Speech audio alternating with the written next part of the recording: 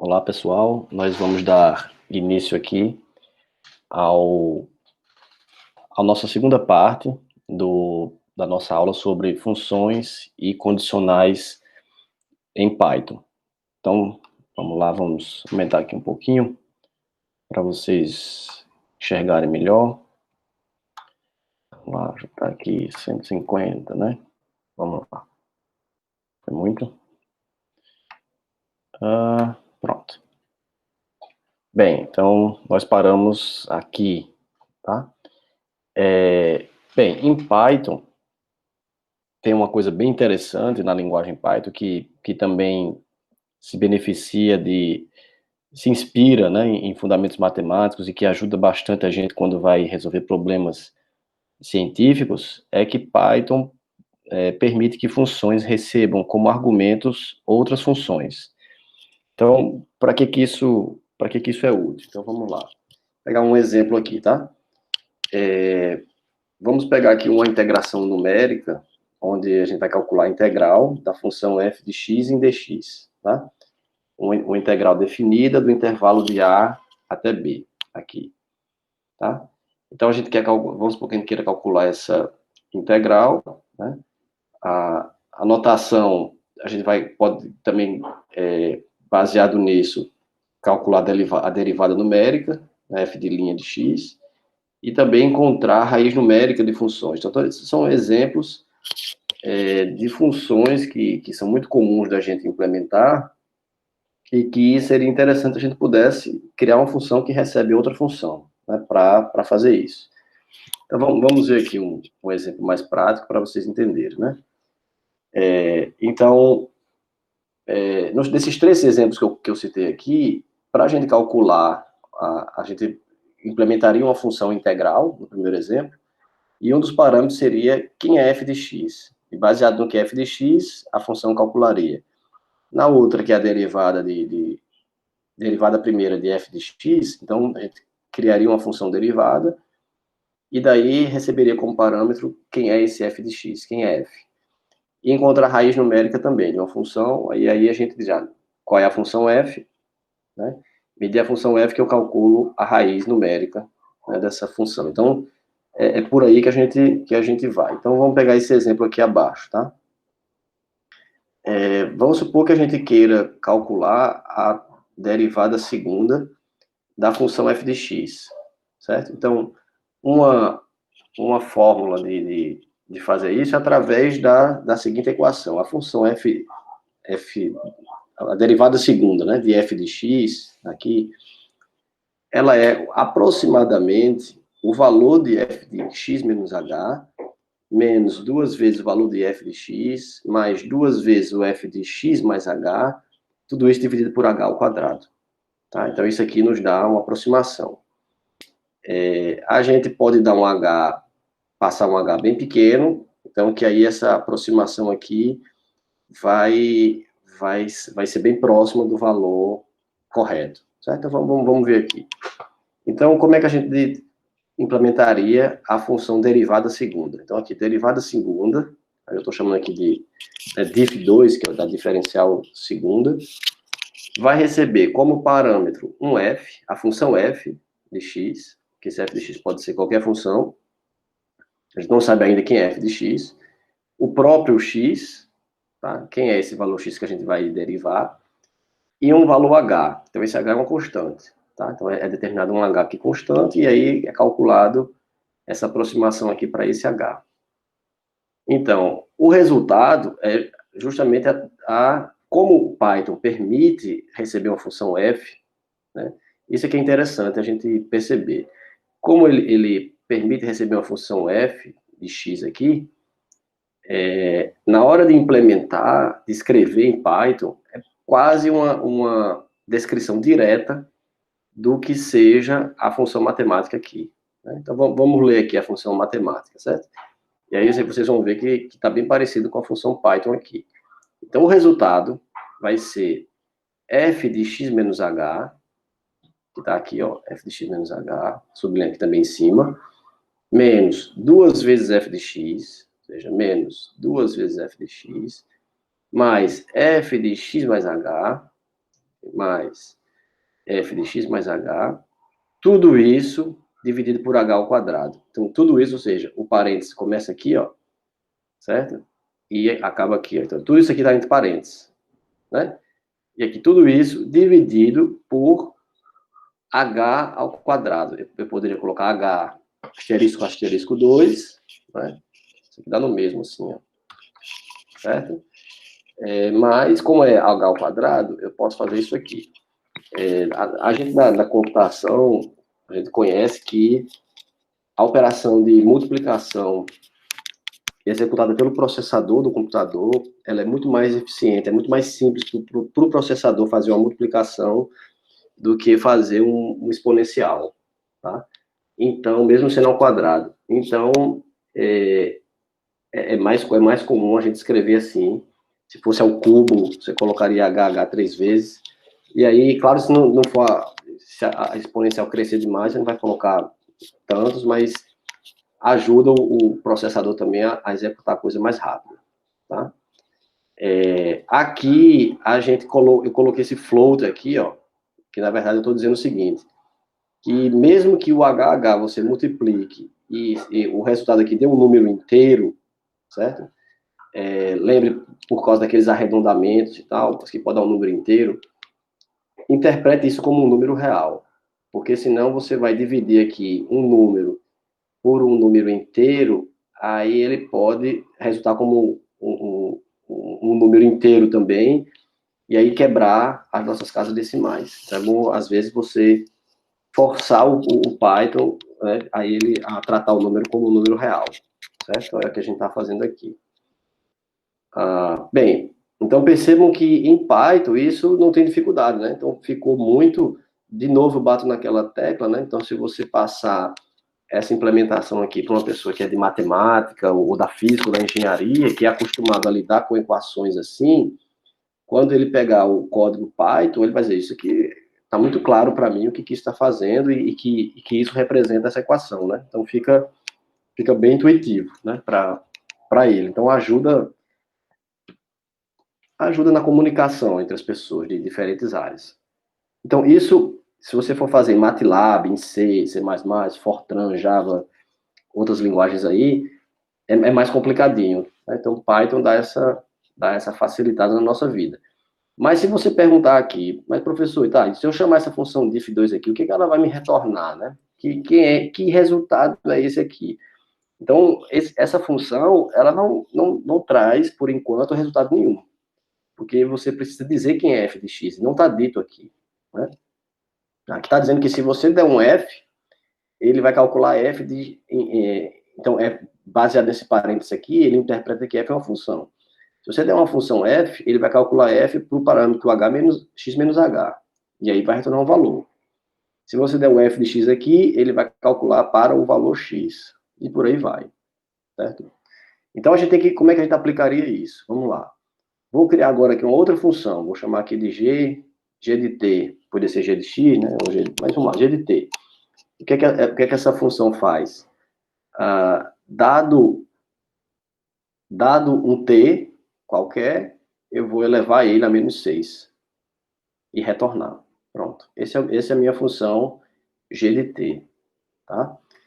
E aí eu vou fazer assim, vamos lá, vamos calcular agora, vamos chamar a nossa função diff2, certo? Mas vamos chamar essa função diff2, tem aqui um for e tudo, mas eu vou chamar a atenção aqui, ó, ela está aqui, tá? Vou chamar a função diff2, passando a função aqui, vai ser essa função g, certo? O x aí que foi dito, né, vai ser 1, e o h é esse h aqui, certo? Então, por que é que eu estou fazendo um for aqui? Então, desculpa, deixa eu retornar aqui. Então, eu vou calcular aqui a derivada segunda da função g, tá? No ponto x igual a 1, né? Lembra que o segundo parâmetro é o x aqui, ó, a função, né? Para x igual a 1, e para esse h que está aqui, certo? Vou calcular isso. Bem, E vou mostrar, e vou imprimir na tela. Aí, bom, mas antes, vamos aqui para o for, certo? E vou colocar isso no for. Por quê? Porque eu quero calcular essa derivada segunda para diferentes valores de H, para vocês entenderem, um outro detalhe.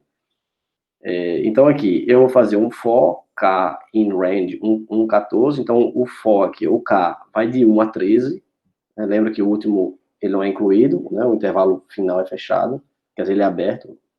Então, ele vai de 1 até 13, tá? Esse K aqui. E aí, eu vou fazer o H ser 10 elevado a menos K, né? E vou calcular para 10, ou seja, 10 elevado a menos 1, o H 10 elevado a menos 1, e jogo aqui na função e vejo o valor. Para 10 elevado a menos 2, 10 elevado a menos 3, até 10 elevado a menos 13. E aí a gente vai vendo a evolução disso. E vou imprimir na tela o valor de H e o valor do resultado da nossa função diff2, certo? Quando a gente executa isso, o que é que a gente tem? Ok, o valor de H, a gente está elevando está crescendo a potência aqui, mas é negativo, então esse valor está diminuindo, né? Então o valor de H está diminuindo, ele é aqui, ó, esse E significa a notação científica, então é 1 vezes 10 elevado a menos 1, certo?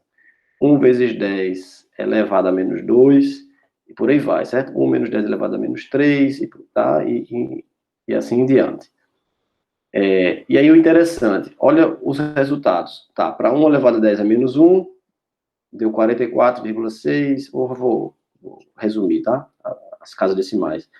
Depois deu 42,02, 42,00, 42,00 aqui, né? Próximo de novo, 41, 42, 41, 47. Olha para 10 a menos 9, o número que deu. Para 10 a menos 10, para 10 a menos 11, para 10 a menos 12 e para 10 elevado a menos 13. Então, da onde é que vem essa... É um comportamento totalmente estranho, né? Não tem nenhum... Então, ele parecia seguir uma lógica aqui, né? Valores próximos uns dos outros, né? Chega a um determinado momento, a partir de 10 a menos 9, o resultado começa a ficar, no mínimo, esquisito. Então, da onde é que vem essa esquisitice?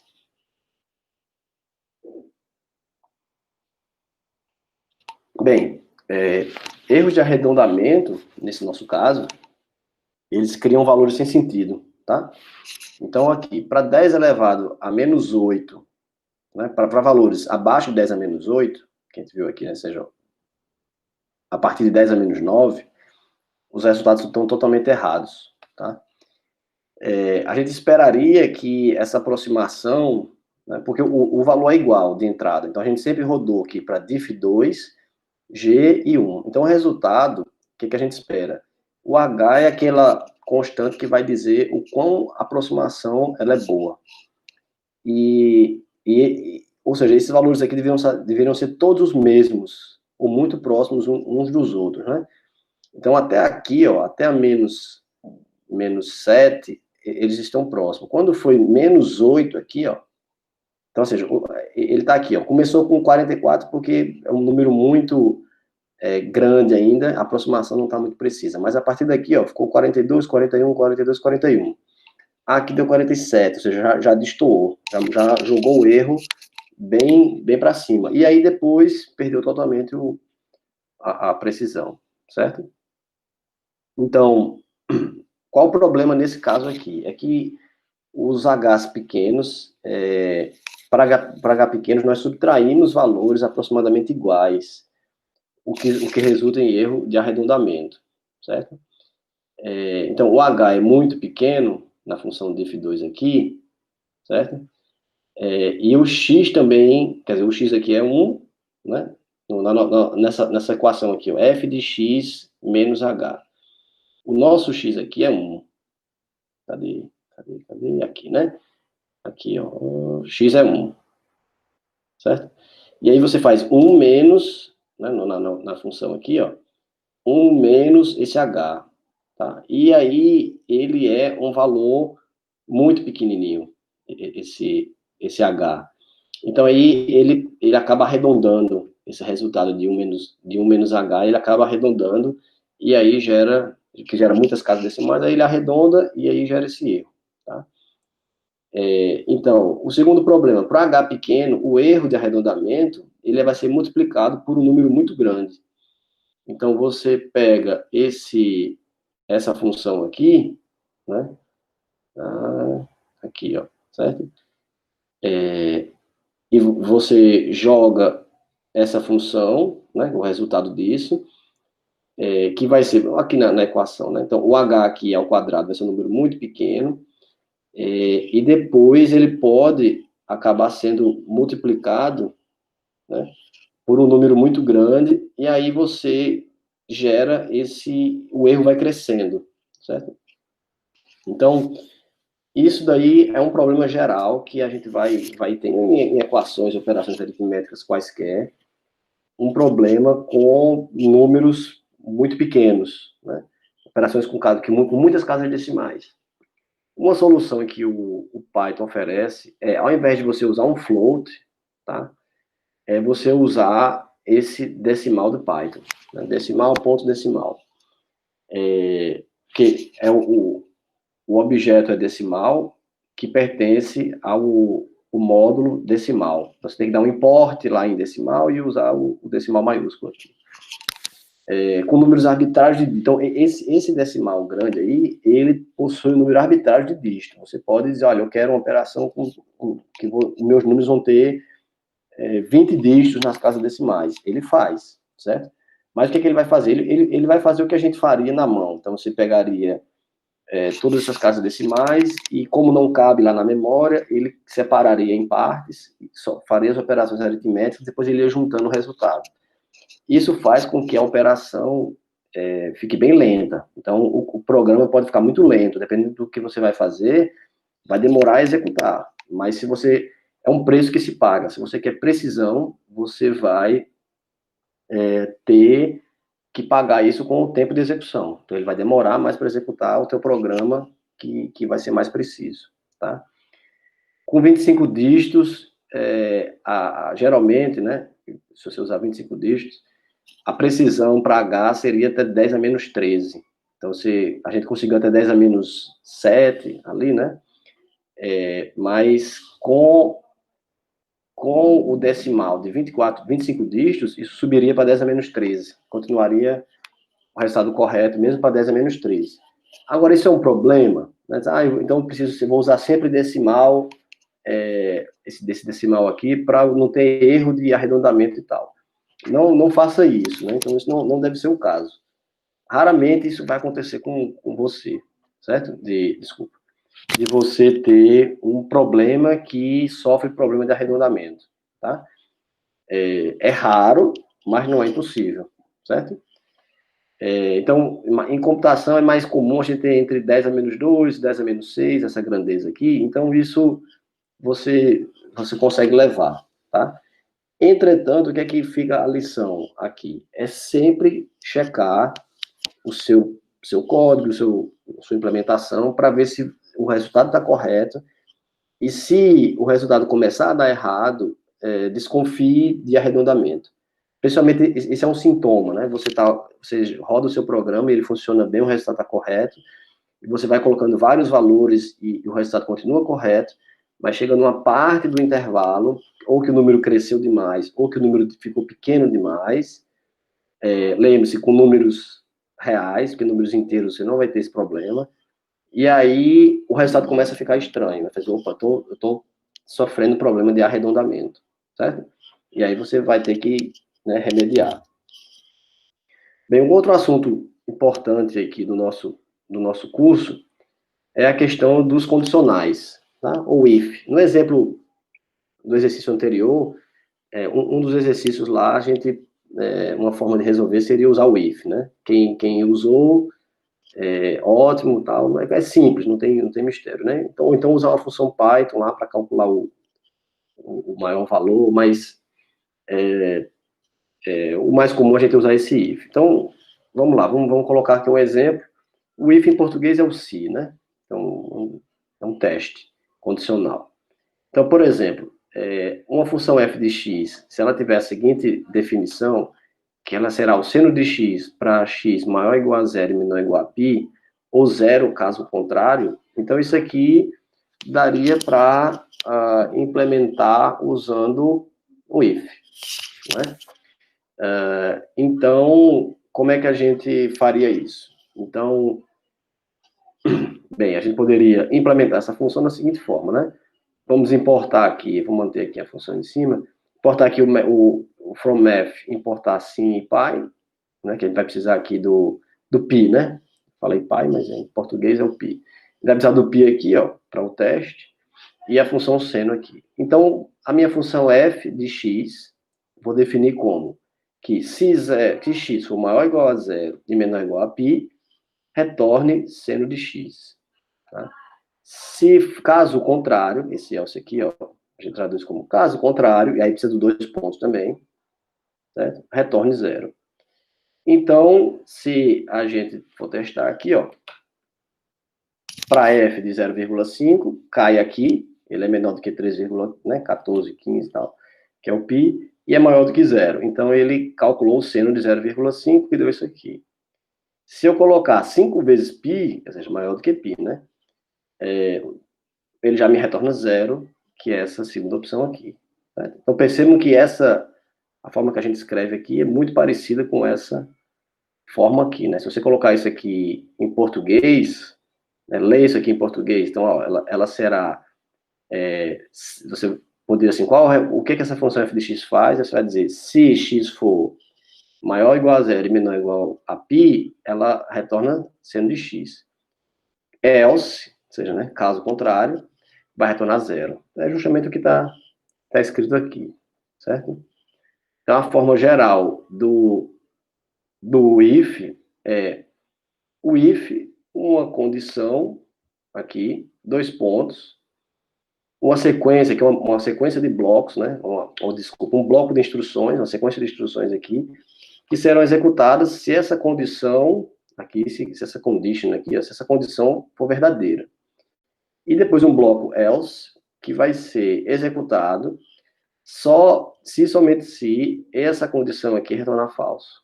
Se o resultado dela for falso. Tá? Bem, esse else aqui ele é opcional. Tá? Não é obrigatório que todo if você tenha...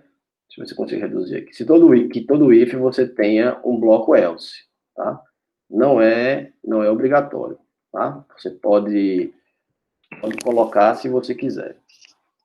Tá? Se for necessário, você usa o else. Se não for, você pode só ser o if e faz aquilo. Você pode ter múltiplos if else. Aí tem uma diferençazinha, tá? O que seria isso? Ó, então você vai dizer assim, se a condição 1 for verdadeira, executa esse bloco. Caso contrário, se a segunda condição for verdadeira, aí execute esse bloco. Caso contrário, ou seja, a segunda condição foi falsa também, execute esse... caso contrário, aí você vem para cá. Né? Se a condição terceira for verdadeira, aí você vem para cá. E caso contrário, que você executa esse bloco. Tá? Então, se a gente for olhar de baixo para cima, esse bloco aqui só vai ser executado se essa condição for falsa, e essa for falsa, e essa for falsa. Tá? Então, para cada condição dessa, existe um comportamento diferente. E aí a gente não usa, tem linguagem que faria assim, né? Assim, ó, else if. Tá? Seria, né, caso contrário, se tal condição, aí caso contrário para todos. O Python resolveu abreviar isso. Então virou um elif aqui, certo? É um else if, tudo junto. Então aqui, se condição for verdadeira, esse bloco. Caso contrário, else, se, aí vem um if aqui, né? Essa condição for verdadeira, aí vai fazer essa, tá? Então, um exemplo, se a gente tiver uma coisa assim mais elaborada, com várias opções, eu tenho a função n de x, onde essa n de x aí, eu tenho 4 comportamentos possíveis, né? Quais são? Ela vai retornar 0 se x for menor do que 0, vai retornar x se x for maior ou igual a 0 e menor do que 1, vai retornar 2 menos x, se x for maior ou igual a 1, menor que 2, ou vai retornar 0 se x for maior ou igual a 2. Então, em Python, aquela, né, implementação bem semelhante à implementação matemática. Def n de x aqui, minha função vai ser o quê?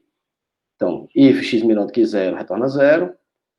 Else if, né? Caso contrário, se x for maior ou igual a 0 e menor do que 1, retorna x.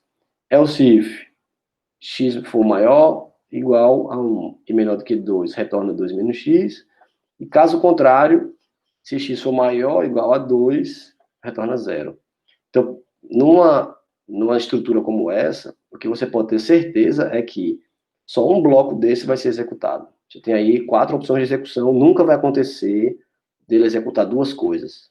Né? Ele tem 2 comportamentos aqui dentro. Então, só um deles vai poder ser executado. Tá certo?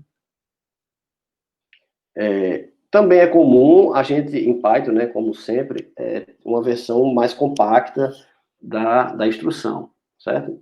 Uma possibilidade é você colocar a função, o valor que você vai atingir, né?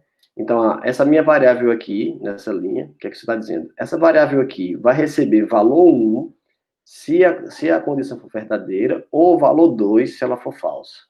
Isso aqui é bem legal, né? Isso é bem útil, porque adianta bastante a gente na hora de encurtar, né? De escrever pouca coisa na mesma linha, né? Então, aquela nossa função seno, a gente poderia escrever simplesmente assim, ó, define f de x, que pode ser seno de x pode ser seno de x, essa função f, que vai retornar o seno de x se x for maior ou igual a 0, menor ou igual a π, ou, caso contrário, retorna 0. Então, isso aqui, ou seja, uma linha aqui, é equivalente a esse nosso programa anterior aqui. Certo?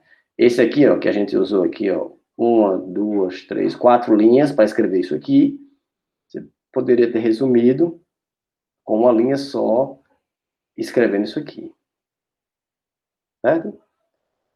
Bem, pessoal, então vamos ver aqui um exemplo de uso de função, tá? Então, imagine o seguinte exercício, né?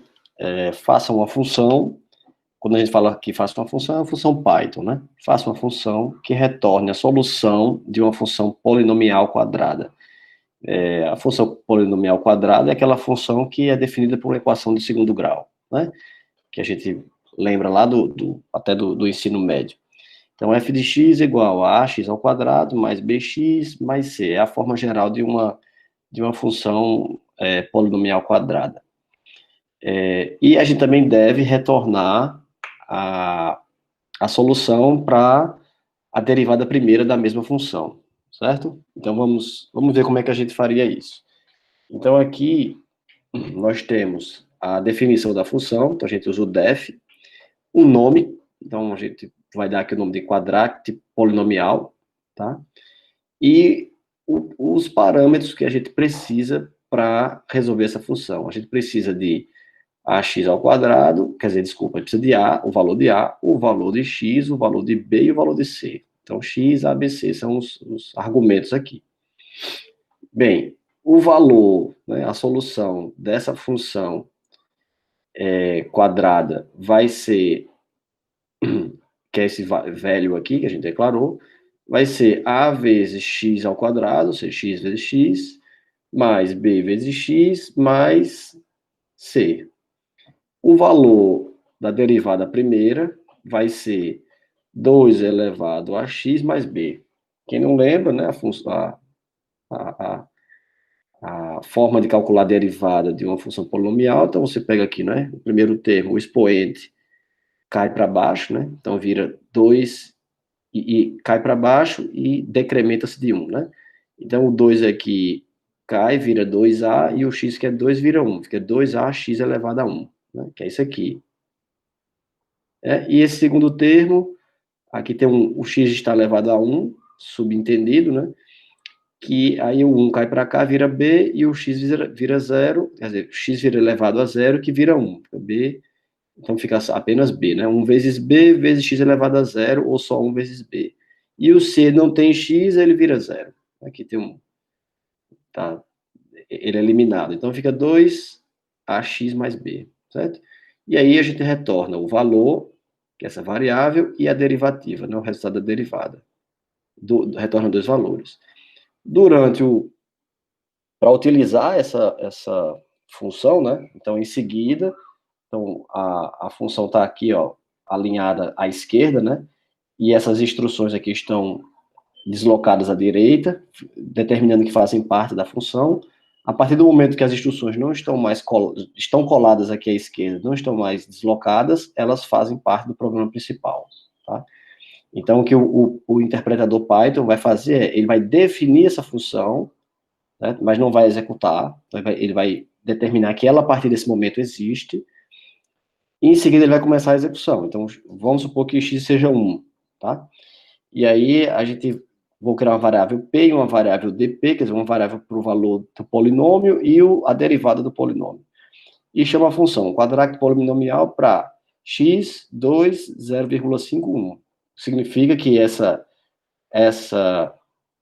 função aqui vai ser 2x ao quadrado mais 0,5x mais 1. Né? Então, se a gente executa isso aqui, aí a gente tem o resultado, né? Esse P e esse DP aqui é 3,5 e 4,5, respectivamente. A segunda execução de uma outra forma de executar, né? De chamar isso aí, a gente viu que a gente pode colocar diretamente os nomes aqui, né? X vai ser X, né? E o X aqui é 1, aqui em cima. O valor de A vai ser menos 4, o valor de B 0,5, o valor de C vai ser 0. E aí executa isso, vai dar menos 3,5 e menos 7,5, tá? Lembrando que se a gente usa essa anotação aqui, a gente poderia, inclusive, mudar a ordem, né? Não precisaria ser na mesma ordem que foi declarada lá na função. Né? Então, a função é x, a, b, c nessa ordem, mas se você coloca explicitamente aqui quem é cada parâmetro, essa ordem não precisa ser respeitada. Né? Eu comentei que isso aí é interessante porque você pode não lembrar, né? Qual foi a ordem que você escreveu. Aí você vai, professor, como é que eu não vou lembrar se eu estou vendo a função que eu acabei de criar aqui, né? Esse é um caso que a função está aqui, junto de você, na hora que você está escrevendo. Mas existem outros casos que você cria várias funções, e às vezes você coloca essa função em outro arquivo. Aí você vem no seu programa e você faz um import do seu arquivo. Que eu vou mostrar depois como é que vocês podem fazer isso, tá? Isso aí é interessante, né, porque você cria a sua biblioteca, ou seja, arquivos só com funções que você criou, e sempre que você precisar das suas funções, você vai lá no seu programa e faz o import, né? Então você não está limitado a fazer import só daqueles arquivos da biblioteca Python, você pode criar a sua própria biblioteca, tá bom? Bem, vamos ver um exemplo um pouquinho mais complexo, tá? Para vocês verem como a gente pode também resolver. Bem, vamos ver aqui um exemplo usando funções e condicionais agora, tá? Então, vamos lá. Se a gente tiver uma integral f de x em dx determinada, né, com limite entre a e b, então, calcular a integral com x variando de a até b, dessa função f de x. Existe uma regra de Simpson que aproxima isso, ou seja, uma forma de você calcular o resultado disso daí, né, de uma forma aproximada, tá? Não interessa aqui para a gente, nesse momento, nesse nosso curso, entender ou justificar por que a aproximação de Simpson é assim e o que é que ela gera, certo? Vamos interpretar que você conhece isso chegou para você, ou alguém, né, deu essa opção, olha, por que você não usa a aproximação de Simpson? Você vai dizer, onde é que isso está? Você, está aqui, ó, a equação está essa daqui. Alguém pode dizer, poxa, que negócio complicado e tal, mas vamos ver como é que isso fica em Python. Vocês vão ver que, tendo a equação, transformar isso em Python não é difícil, tá? Então, isso aí vai ser um nosso exercício, né? Vamos fazer a função Simpson, certo? Que calcula essa aproximação. Vamos ver aqui, então aqui, né, esse símbolo aqui está dizendo, vai dar um valor aproximado, né, do que a gente quer. Quais são as variáveis que a gente precisa aqui? A gente precisa de B, A, né, de A, de B, de N, que está aqui, certo? Esse N, ele vai ser uma constante que vai nos dar o tamanho da precisão da nossa aproximação, tá certo? Bem,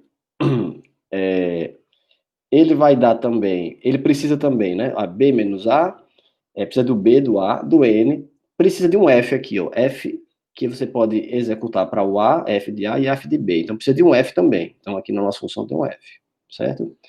Mais, aí 4 sobre 1, quer dizer, 4 somatória, e o I variando de 1 até N menos 2, opa, quem é N? Tá aqui na função, certo?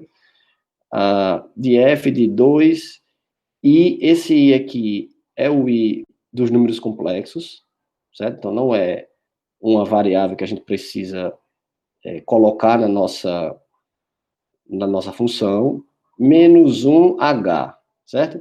Esse H também é uma variável, mas esse H a gente vai calcular. Eu vou mostrar a vocês aqui. Isso é calculado a partir do valor de A, de B e de N, certo?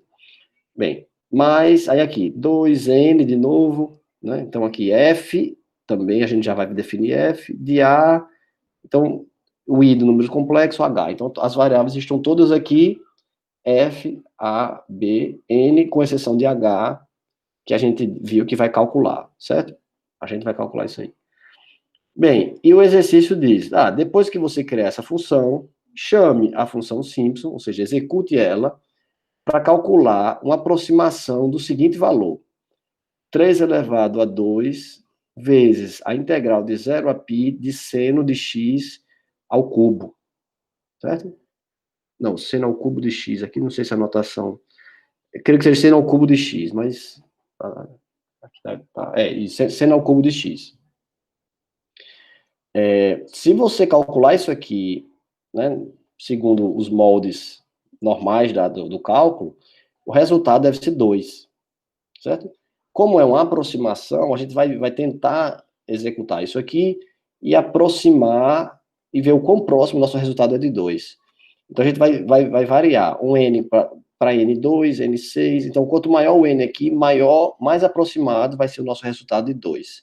Ou deveria ser. Se não sair isso, significa que a gente está errando alguma coisa, certo? Então, vamos lá. Como é que seria a nossa função?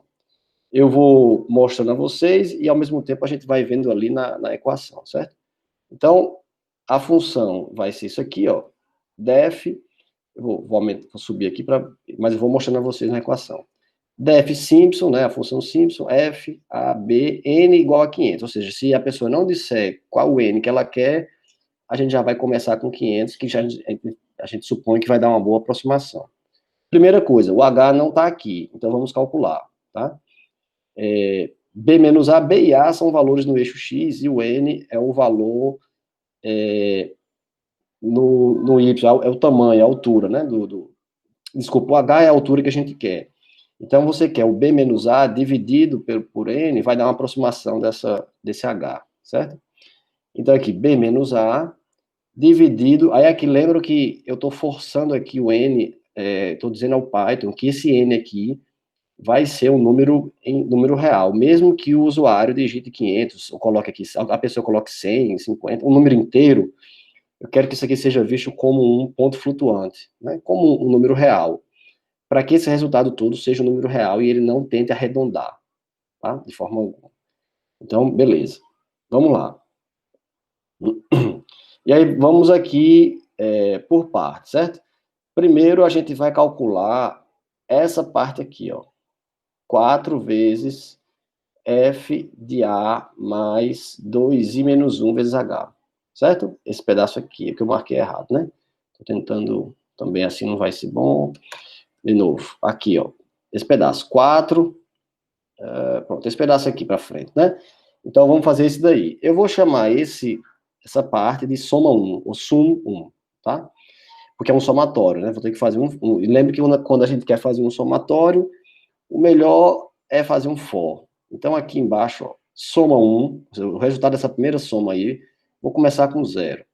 E aí, vou fazer for, ó, i, né, que é a nossa variável do somatório, for o i, no intervalo de 1 até n dividido por 2 mais 1, ou seja, n dividido por 2, de novo, né, como em Python sempre é intervalo aberto, aqui o final, o n menos 2 não está incluído, então a gente tem que colocar aqui, coloca mais 1 aqui, né, então se aqui é n menos 2, ou n sobre 2, a gente bota um n sobre 2 mais 1.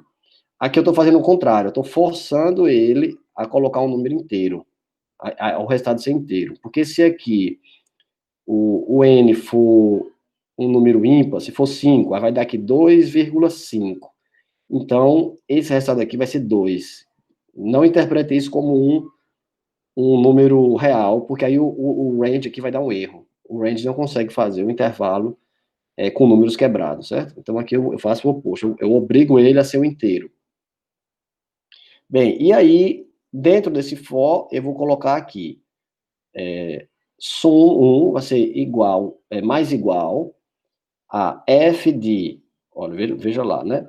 F de A mais 2i menos 1 vezes H. Então, tá exatamente igual aqui, ó. F de A mais 2 vezes i menos 1 vezes H. Tá certo? Bem, sim, e aqui calculo isso e acumulo, que a gente chama, né? Ou seja, o sum 1 começa com 0.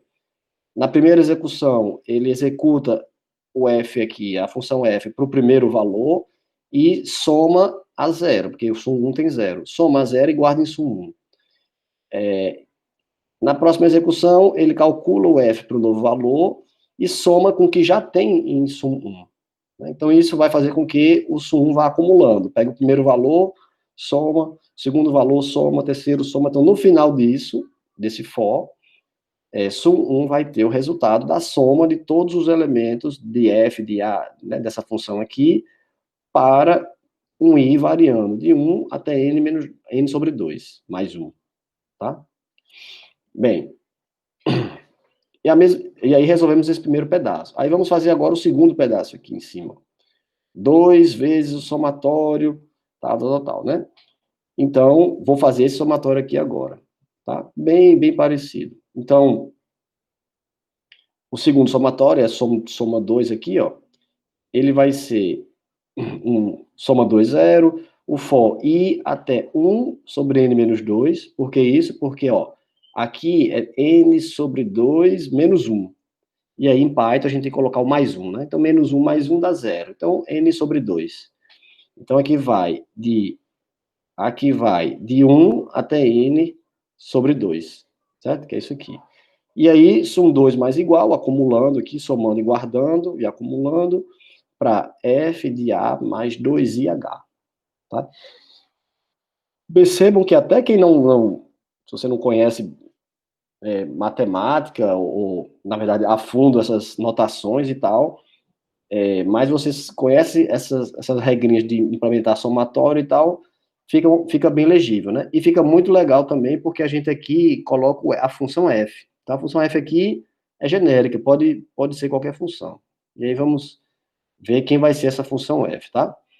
E aí, qual é o resultado final? O resultado final é b menos a sobre 3n. Então, é b menos a sobre 3n vezes, aqui, ó, né? Vezes. Aí o parênteses está aqui, né? Tem que tomar cuidado com esses parênteses.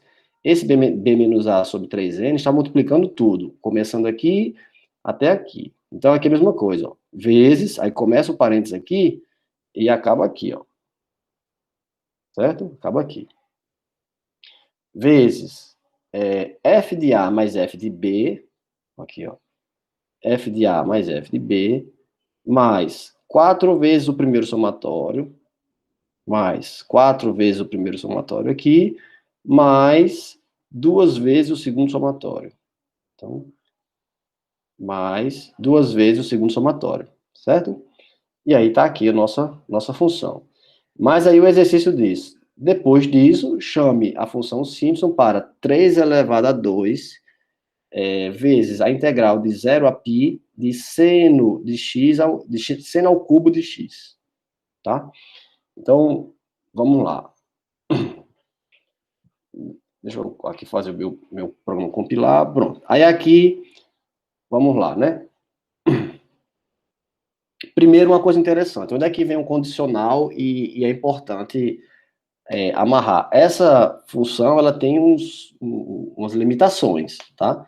Primeiro, o A não pode ser maior do que B, né? Porque aqui a integral, aqui, ó, é de A até B, né? Então, começa o intervalo de A e vai até B.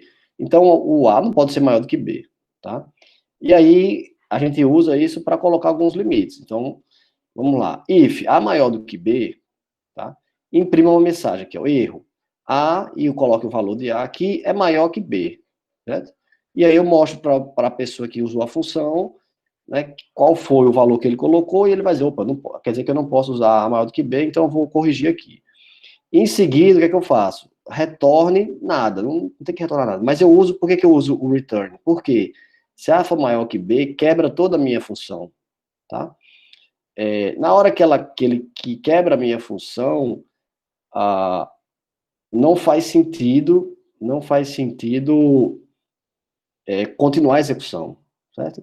Então, aqui eu pego e estou gerando uma versão da nossa função, sendo que uma versão mais robusta, né? Então, é a mesma função Simpson lá, sendo que aí eu pensei, poxa, se o usuário coloca um valor equivocado, né? Então, isso aí dá problema.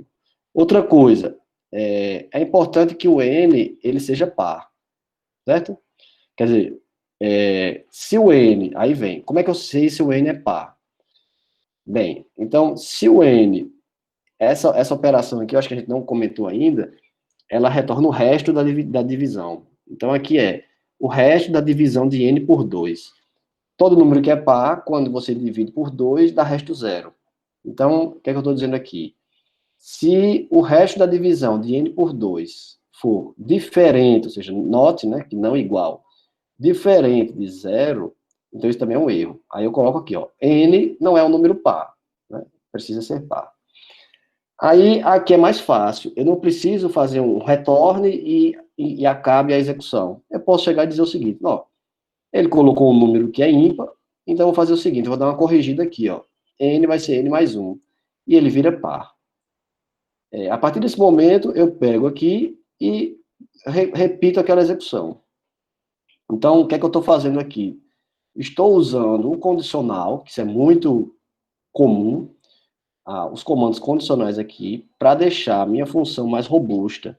Se, para não haver casos que a pessoa digite valores equivocados, a função gera um resultado e você pensa, poxa, minha função está a função está mal feita, está gerando muito erro, e o que é que eu fiz errado, e na verdade os valores que estão entrando são inapropriados, tá? Então aqui você protege contra isso. Lembrando que sempre, né, você faz funções, escreve, e muitas vezes outras pessoas é que acabam usando, né, e não você. E aí começa a dar erro. E aqui finaliza, né? Então você pega isso aqui, ó, e a função Simpson é igual anterior, né? Sendo que agora com a checagem de erro.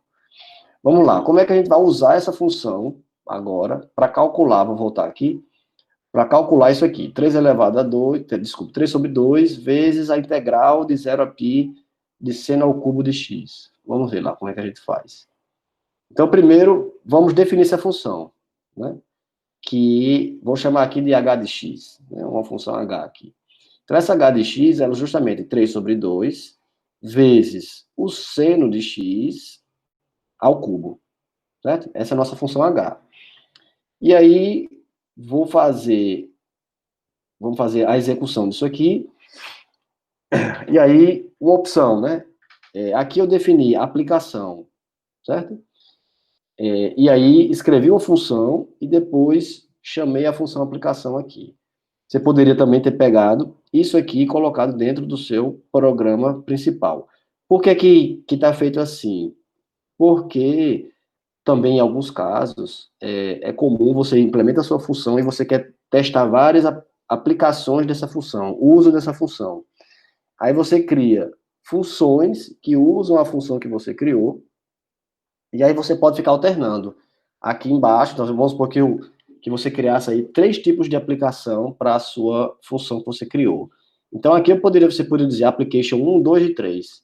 Implementaria 3 formas de aplicar a sua função. Aí aqui deixa eu testar application 1, testa, roda, tá ok.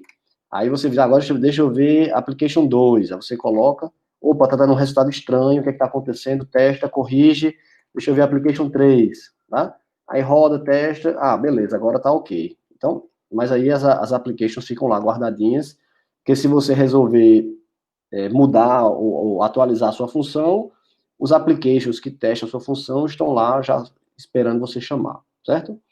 Então aqui, vamos lá, definir aqui essa application, e aí aqui a gente vai imprimir, olha, a integral, não uma mensagenzinha para o usuário, né? A integral de 1 vezes seno de x ao cubo, de 0 até π, né? Que aqui é de 0 a π, né? Deixa eu voltar aqui para vocês, ó. Aqui a integral é 0 a π, né? É o que está se pedindo aqui, tá? Lembrando, para usar π, a gente faz um import aqui, ó. Certo? Importa a função seno, importa o π. Você poderia também colocar, né? 3.14, 15, blá, blá, blá. Fica mais elegante você declarar o π. Você também não tem que ficar decorando aproximações do π. Bem, então, integral de 1,5 vezes seno ao cubo de 0 a π vai dar quanto? Aí vamos lá. Como o problema pediu para a gente calcular essa aproximação para, né, aqui, n, para vários n's, 2, 6, 12, 100 e 500, e não é uma sequência, né, assim, uma sequência direta, a gente coloca eles aqui, ó. Então, for n em 2, 6, 12, 100, 500, 2 pontos, ou seja, para essa série aqui, para esses valores aqui de n, me calcule vou chamar de aproximação, porque é isso que ele chamando Simpson H, ou seja, que é a nossa função aqui, certo? O A, que é o limite inferior da integral, que é 0, o limite superior, que é π, de novo aqui, ó, de 0 até π, certo? Que é o valor de A e de B que a gente chamou, e para o valor de n, que aí vão ser esses n's aqui. Então, para cada n desse, ele vai chamar a função Simpson aqui, vai calcular e guardar o resultado na variável aproximação aqui, e vai imprimir isso. O que é que a gente vai imprimir? A gente vai imprimir o n, para ter uma noção, o próprio aproximação, o resultado aqui, e o 2 menos aproximação. O que é esse 2 menos aproximação? É o erro, né? Porque lembrem que eu coloquei aqui, ó, que o resultado exato para isso aqui deve ser 2, tá? Se você for calcular, isso aqui, o resultado deve ser 2. Então, isso aqui tem que ser próximo de 2. E aí, o que a gente faz? Eu vou imprimir 2 menos isso para saber o quão distante o resultado está de 2, do valor 2, tá? E aí, quando a gente executa, o que é que dá, né? Para n, o resultado tem que ser 2, né? Então, vamos lá. Para n igual a 2, o resultado deu 3, ou seja, deu π, né? Certo? Muito longe, né? Do que a gente quer. A distância deu 1,14, menos 1,14, né? Que é justamente aqui, ó. 2 menos 3,14 vai dar, né, menos 1,14. E aqui vezes 10 a 0, isso aqui. Tá? Então, menos 1,14. Se o n for 6, a gente já aproxima um pouquinho, né? Dá 1,9891, tá? E o erro dá 1,08 vezes 10 a menos 2. Né? Então, ou seja, 10 a menos 2 aqui vai ser 0,001. Né? Bem, e aí, olha, à medida que o n vai crescendo aqui, a aproximação também vai melhorando. Para n igual a 12, então eu tenho 3, aqui, ó, 199 3 vezes aqui. Para n igual a 100, aumentou aqui minha aproximação. N igual a 500, aumentou ainda mais, né? Então, aqui, ó, 10 elevado a menos 4, a margem de erro. Aqui, 10 a menos 8, aqui, 10 a menos 10. Então, é uma aproximação muito boa, né? Tá certo? Então, pense, o que é que eu quero mostrar com esse exemplo aqui, né? É que, mesmo com algo assim, que você se depare, que aparenta ser bem complexo, resolver isso em Python não é complexo, né? Então, basta você respirar um pouquinho, né, analisar com calma, quebrar em pedaços e ir resolvendo cada pedacinho desse, aí você vê que não tem essa complicação toda, tá bom? Bem, então eu vou passar aqui agora, para a gente terminar, um exercício aqui para vocês fazerem em casa e mandarem lá no formulário que eu vou deixar para vocês, tá? Então, são dois programas que vocês vão fazer em Python. Então, o primeiro, faça um subprograma. Eu digo que subprograma é uma função, tá, em Python. Faça um subprograma que calcule e retorne o fatorial de um número n, ou seja, representado por n exclamação, né, que é o n fatorial. Sabendo que o fatorial de n é n vezes n menos 1 fatorial, e 0 fatorial é 1, tá?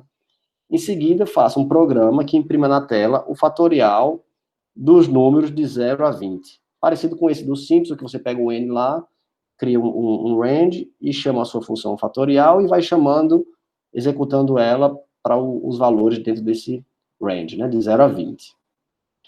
O segundo programa é o seguinte, vamos fazer um subprograma que calcula a média móvel de uma lista de valores, tá?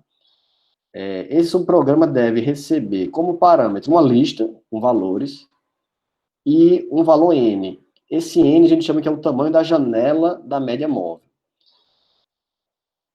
O resultado desse subprograma deve ser uma outra lista, onde cada elemento representa a média dos n valores seguintes na lista original. Então, vamos lá. Pode parecer complicado, então vou explicar aqui. Aí eu fiz aqui um exemplo, né? Vamos supor que você cria aqui a função média móvel, recebe uma lista e o n e um n. Aí vamos supor que esse n seja 3. O resultado da lista, que eu vou chamar aqui de result, né? O que é que esse resultado deve expressar? Como n é 3 aqui, então significa que ele deve retornar uma lista.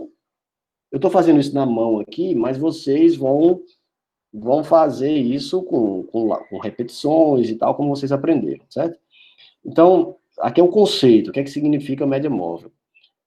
Então, o resultado vai ser uma lista, vou ter aqui um conceito para vocês não esquecerem, onde cada elemento vai ser a média dos 3 próximos elementos. Então, o elemento 0 do resultado, ele vai ser a média dos... Aí eu vou ter aqui fazendo de conta que existe a função média, né? Vai ser a média do elemento 0, 1, 2. O elemento 1 do resultado vai ser a média dos elementos 1, 2, 3 da lista original. O elemento 2 da lista vai ser a média do resultado, né? O elemento 2 do resultado vai ser a média dos elementos 2, 3 e 4 da lista original e assim diante. Então, para cada elemento na lista resultado, você vai pegar os 3 elementos seguintes na lista original e vai calcular a média deles. Na verdade, os n's, né? N aqui, ó. Porque n eu botei 3 para ficar fácil aqui o exemplo para vocês, né? O que é que esse média móvel faz? Então, no final, esse média móvel é muito utilizado para suavizar curvas, né? Então, imagine que a gente tá vendo muito aí na TV, mostrando as curvas de evolução do coronavírus e tal, aí você vê que tem discrepância muito grande de um dia para o outro, um dia tá alto, outro dia tá baixo, um dia tá alto, outro dia tá baixo, fica com aquela oscilação. Quando você calcula a média móvel, você dá uma suavizada, porque cada ponto do gráfico é a média de 3 dias, ou a média de 5 dias, média de 7 dias. Então, geralmente, né, de 7 dias de uma semana para outra, a variação não é tão grande. Então, ao invés de ficar uma curva dentes, fica uma coisa mais suave, certo? Então, isso é bem interessante para analisar tendências em curvas e tal. Tá certo? Então, esse é o exercício. Então, hoje a gente vai ficar por aqui. E, claro, em caso de dúvidas e tal, não deixe de entrar em contato, tá bom? Até a próxima, pessoal. Um abraço.